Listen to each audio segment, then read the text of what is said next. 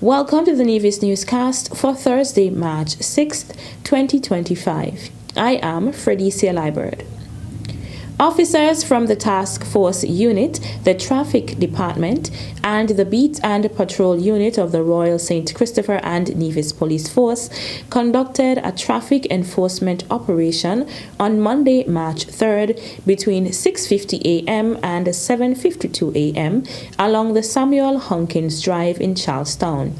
As a result of this initiative, 29 traffic tickets were issued for various offenses, including 13 tickets for driving without a seatbelt, 10 tickets for dark tinted windows, 3 tickets for passengers not wearing seatbelts, 2 tickets for children not wearing seatbelts, and 1 ticket for driving or keeping for use an unlicensed vehicle. The Royal St. Christopher and Nevis Police Force continues its efforts to enhance road safety through targeted traffic enforcement operations. The police force remains committed to enforcing traffic laws to ensure the safety of all road users. Motorists are urged to comply with traffic regulations, including the proper use of seatbelts and maintaining legal vehicle conditions to prevent penalties and enhance overall road safety. 2 officials from the Caribbean Regional Fisheries Mechanism (CRFM), Peter Murray and June Masters, visited Nevis on Thursday, February 27th. They were in the Federation promoting the Organization of Eastern Caribbean States Biospace project entitled Enhancing Coastal Management, Making it Resilient to Climate Change, while promoting sustainable management practices to conserve biodiversity of the coastal zone of St. Kitts and Nevis Marine Management Area. One of the things we found is that there's a need to be able to determine whether we're doing things right and how we're doing things, how we can improve.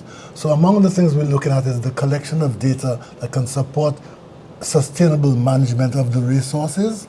We're also looking at other factors that deal with management measures and that sort of thing, in the hope that coming out of the work of the OECS Biospace project, we can support the increased, improved management of the living marine resources of the Federation, which will redound, of course, to the benefit of the population, both economically and in terms of food security, as you mentioned. I quite honestly, I think St. Kitts and Nevis is doing so well that we're helping with tweaking. We're not really doing anything new, we're just helping with tweaking what's already been done so well.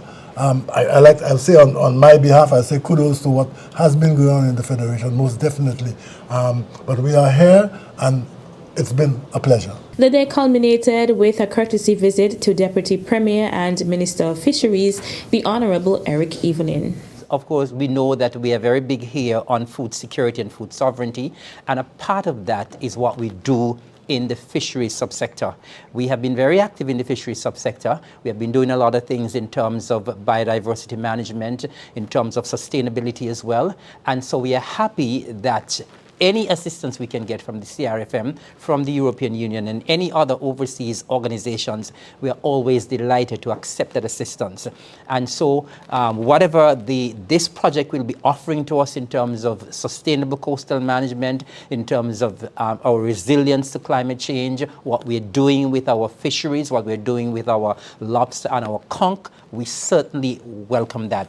We are happy and we certainly welcome you, and we will be happy to work along with the project. We give you our commitment that our officials here on the ground will work closely with you to ensure the success of this project. The project is being funded by the European Union and will be spearheaded by the CRFM. While on Nevis, the officials visited various fish landing sites and had discussions with officials from the Department of Marine Resources, DMR, and the Department of Physical Planning and Environment. The topics discussed were centered on enhancing data collection and standardizing the operations at fish landing sites. Still to come, there'll be 5 categories: the most beautiful floral garden, the best vegetable garden, the most creative container garden, sustainable garden, and the most accessible garden. The details right after this break.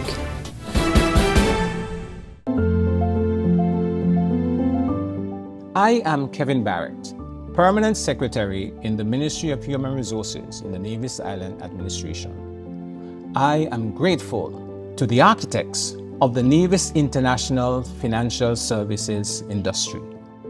This industry has created significant opportunities for our people to develop skills and competencies that allow them to efficiently and effectively deal with our international clients. We are proud of the great strides that our island has made in banking, insurance, trust services, and regulatory administration. We now look forward to our thought leaders of the next generation who are pursuing qualifications in this very vital industry on Nevis.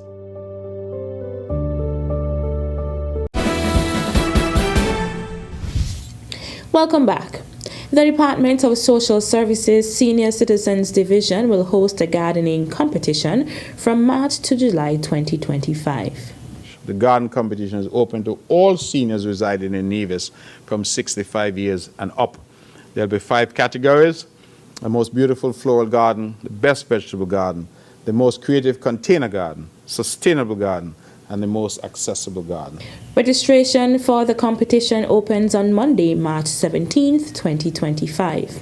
Premier of Nevis, the Honorable Mark Brantley, was speaking during his monthly press conference held on Tuesday, February 25th, 2025 at the Cabinet Room of the Social Security Building at Pinnis. And whereas Geraldine has this day reached the significant milestone of a distinguished centenarian, 100 years, be it therefore resolved that we declare this day, March 2nd, 2025, Geraldine Simmons Day. On Sunday, March 2nd, members of the government of St. Kitts and Nevis, the Nevis Island Administration, family and friends joined in a celebration of life on the occasion of the 100th birthday of Geraldine Simmons Berry of Gingerland. Following a service at the St. George's Anglican Church, the invited guests joined Mrs. Berry for a luncheon at the Malcolm Gishad Recreational Park. On behalf of a grateful nation, I want to present the birthday girl with a small token of our appreciation for all that she did for the country, for her family, for her community.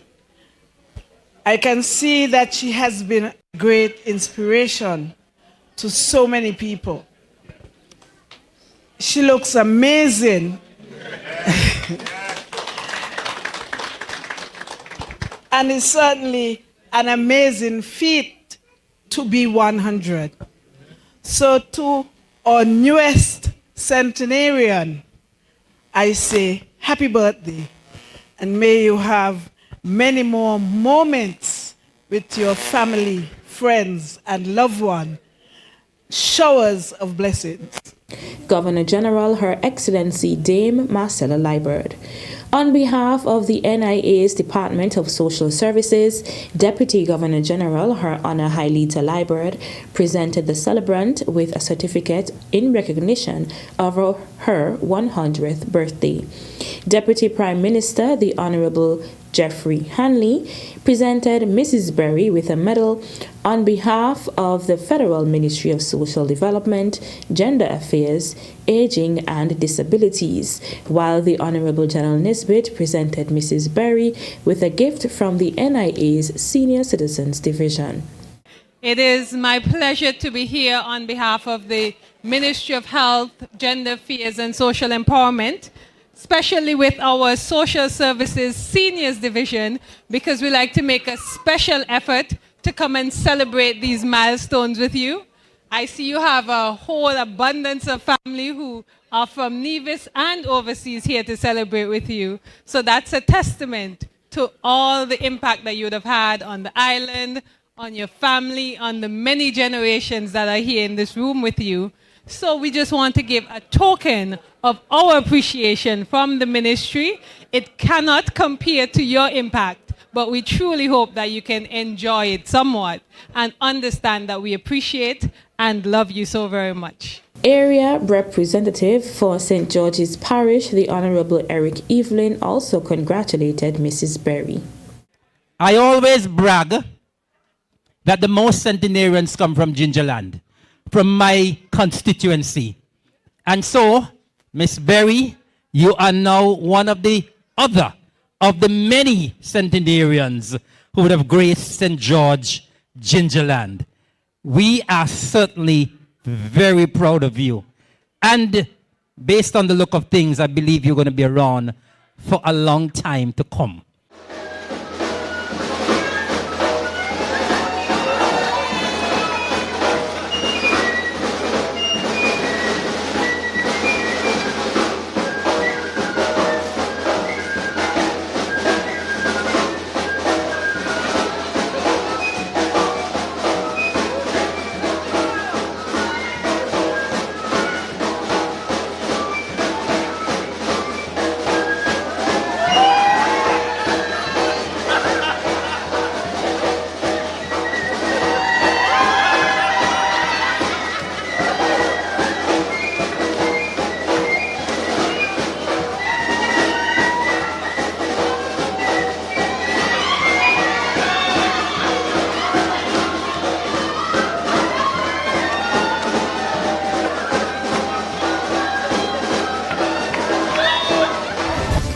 That's it for this edition of the Nevis Newscast. On behalf of all of us here at the Department of Information, I'm Freddie Sealibird. Thank you for viewing.